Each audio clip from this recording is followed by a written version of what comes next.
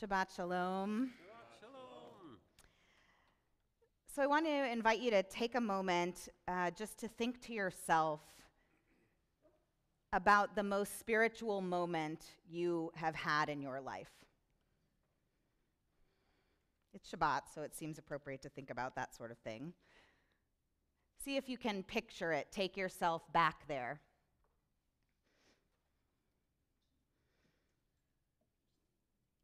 Allow your senses to return to that space, that moment or moments in time.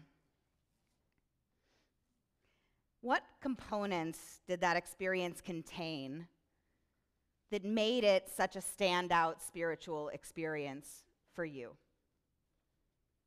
Just think about that. So as it happens, last week's Torah portion,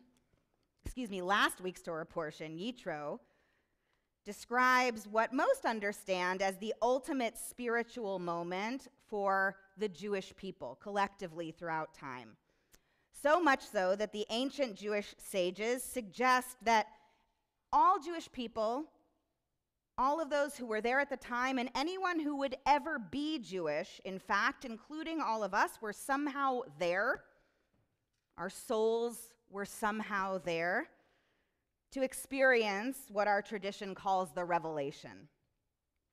And here is how it's described, just so you get a full sense of the intensity of the experience.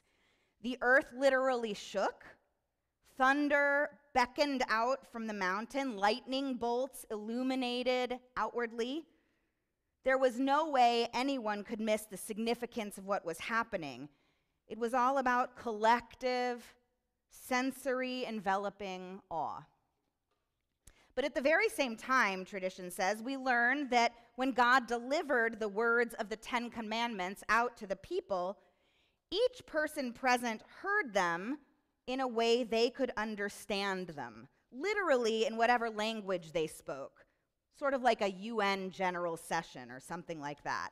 The experience was at once overwhelming, larger than life, and at the very same time, it was deeply personal and intimate, pretty much defining what peak spiritual experience might be. This week's Torah portion, called Mishpatim, is the literal follow-up to last week's portion, but it takes on a notably different tone. The special effects are gone, so too all the grand declarations and lofty ideas.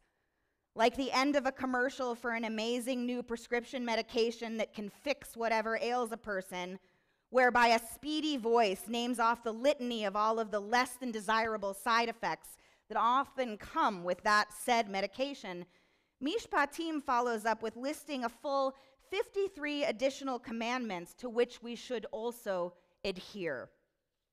Of note is that the range in this week's portion is enormous, spanning topics about the treatment of slaves and servants, loan procedures, tort law, the rules of the court system, how we should treat the lost property of others, how we should speak to one another, how society should build a social policy to care for those on the margins. If last week's description of receiving the Ten Commandments at Mount Sinai represents our peak spiritual collective moment, then frankly, this week's presentation feels like a real downer. But the commentators go out of their way to make sure we remember that these two portions are in fact connected, with the opening words of this week's portion being, "And these are the laws." The commentaries say that the specific use of the conjunction "and" as the opening word is to remind us that the exhaustive list of commandments in Mishpatim, well, these were given at Sinai too. So they're just as important. And I think in that we're offered a profound insight into the nature of how we might think of Jewish spirituality still today.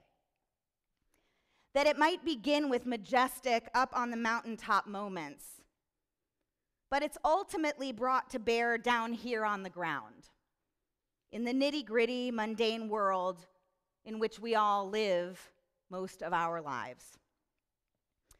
Rabbi Shrega Simmons aptly notes the following: the spiritual high of Sinai is gratifying, but it doesn't solve one problem of the world in which we live. Jewish spirituality comes through grappling with the mundane of the world in a way that uplifts and elevates. Sure, there's the built-in spiritual impact of experiencing something so profound that it takes our breath away. But to maximize the insight of the moment, to give it staying power, well, that requires a maintenance plan. We have to have something to do again and again to make it real, long-lasting. The spiritual insight has to take root in the reality of our physical world, and for that to happen, it's not just about planting the seed and somehow expecting it to grow. It requires watering, fertilizing, nurturing, the whole shebang. Consider that it's one thing to talk about the values of justice or compassion, but it's another thing entirely to ensure they are expressed in everyday life. Let me offer a brief, seeming side content about this idea to help discern what it is and what it is not. All too often, folks come to understand these Jewish imperatives, literally commandments, to pursue justice or be compassionate, as directives to identify other people or institutions that are not upholding those directives and to call them to account. And while it is certainly important to do that when appropriate, all too often that work comes at the expense of holding others instead of ourselves accountable for the pursuit of those goals. We shouldn't lie to ourselves. These are directives designed for each of us as individuals and to which all of us are beholden. And this is exactly why we are commanded, not just in the lofty ideals that we heard in the Ten Commandments, like honoring our parents, but also in the specifics of how we ensure the fulfillment of those commandments, which is likely why this week's portion instructs us that we're forbidden to curse or speak poorly of our parents.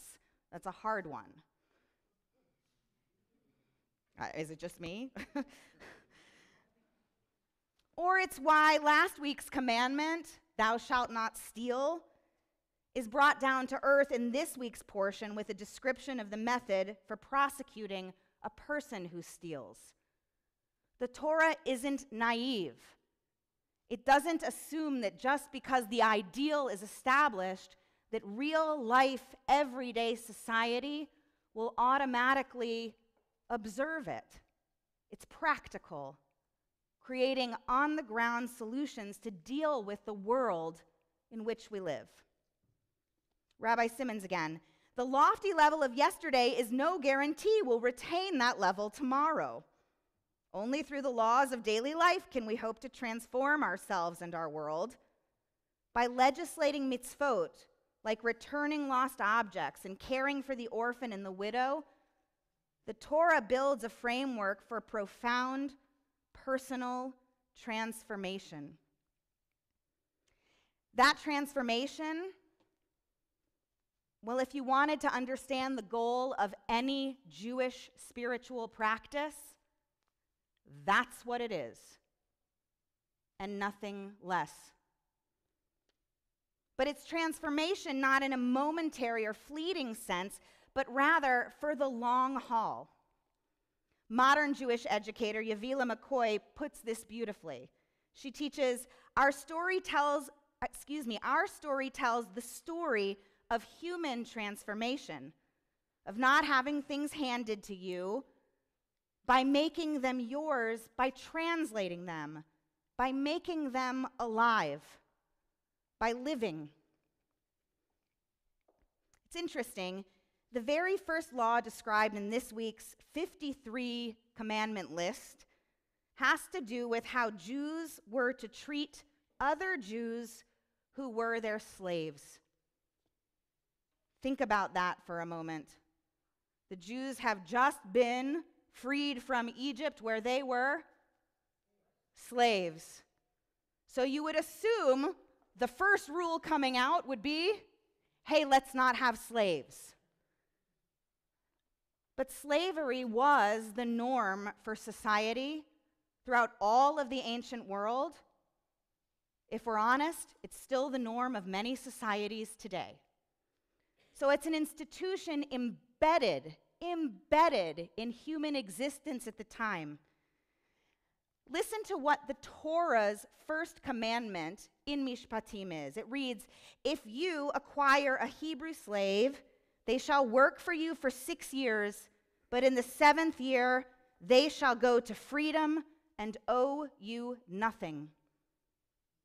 It might not sound transformative given the way we think about slavery today, but in the great expanse of history, it's only in relatively modern history that we can imagine here a world free of slavery.